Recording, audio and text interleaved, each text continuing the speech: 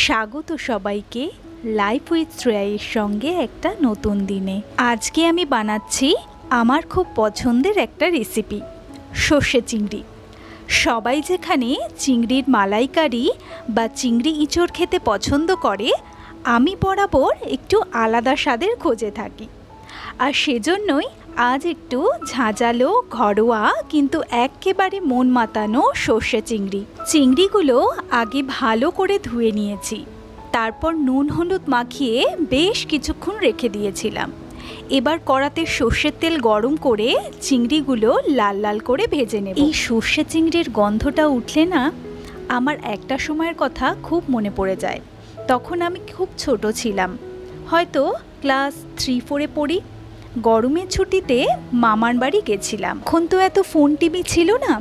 দুপুরে সবাই মিলে বসে খাবার একটা আলাদাই আনন্দ ছিল। আমার দিদা চিংড়ি মাছটা এমন সর্ষে দিয়েই করত, পুরো বারান্দা জুড়েই না গন্ধ ছড়িয়ে যেত। আমি, আমার ভাই, আমার মাসির ছেলে মেয়েরা সবাই মিলে দৌড়ে যেতাম রান্নাঘরে। কে আগে একটু চেখে নেবে তাই নিয়ে খুনসুটি হতো। চিংড়িগুলো ভেজে তুলে নিয়েছি। এবার ওই কড়াইতেই অল্প করে সর্ষের তেল দিয়ে নিলাম। তেল প্রায় গরম হয়ে গেছে। এবার তেজপাতা দিয়ে দিচ্ছি, সাথে কুচি করে কেটে রাখা পেঁয়াজ দিয়ে নিলাম। জানেন তো, আজ এত বছর পরেও যখন সর্ষে চিংড়ি বানাই, মনে হয় আমি যেন আবার সেই দিদার রান্নাঘরে দাঁড়িয়ে আছি। ঝাঁঝালো গন্ধটা শুধু একটা রেসিপির নয়, সেটা একটা স্মৃতি, একটা অনুভূতি, আর হয়তো একটু ফেলে আসা শৈশব।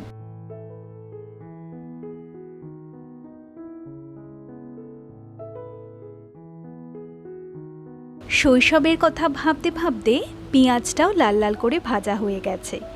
এবার এতে একে একে নুন আর হলুদ দিয়ে দিলাম।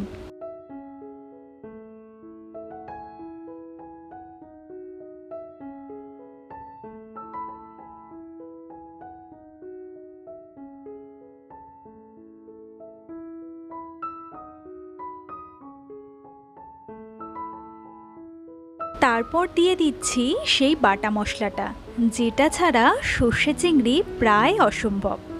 আচ্ছা, এবার বলে দিই বাটা মশলাতে কি কি দিলাম। সর্ষে 2 চামচ, পোস্ত 1 চামচ, 4 থেকে 5 কোয়া রসুন, আদা 1 টুকরো, একটা বড় টমেটো, আর লঙ্কা দিয়েছি 4 থেকে 5টা মতো। এবার মশলাটা একটু ভালো করে কষিয়ে নিয়ে দিয়ে দিচ্ছি আগে থেকে সেদ্ধ করে রাখা আলু। আমি এখন নো ফেস ব্লগ করছি। আমি চাইছি আমার 500 জন পরিবার কমপ্লিট হয়ে গেলে আমি ফেস দেখিয়ে ভিডিও বানানো শুরু করব।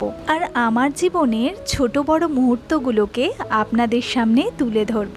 আপনাদের যদি আমার ভিডিও ভালো লেগে থাকে, তাহলে আমার চ্যানেলটিকে সাবস্ক্রাইব করে নিন, যাতে আমি খুব তাড়াতাড়ি ফেস দেখিয়ে ভিডিও বানানো শুরু করে দিতে পারি।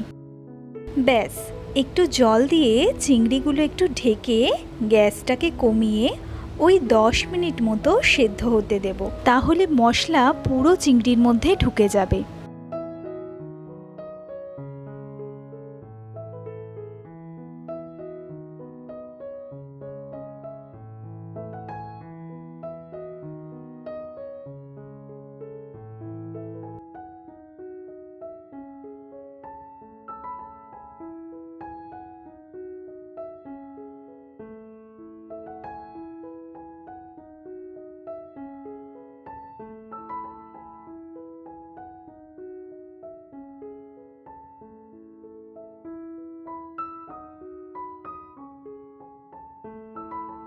ব্যাস হয়ে গেছে।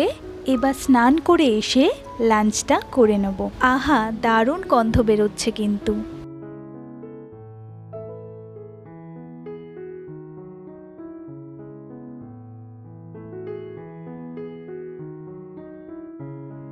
আমি তো দিদার থেকে দেখে দেখে রান্নাটা শিখেছিলাম, আর আজ সেটাই আপনাদের সাথে শেয়ার করলাম। আপনারাও বানিয়ে দেখুন, আর অবশ্যই জানাতে ভুলবেন না কিন্তু রেসিপিটা কেমন হয়েছে। ভালো লাগলে লাইক, কমেন্ট আর বন্ধুদের সাথে শেয়ার করে দেবেন। আবার দেখা হবে পরের ভিডিওতে। ততক্ষণ পর্যন্ত ভালো থাকবেন।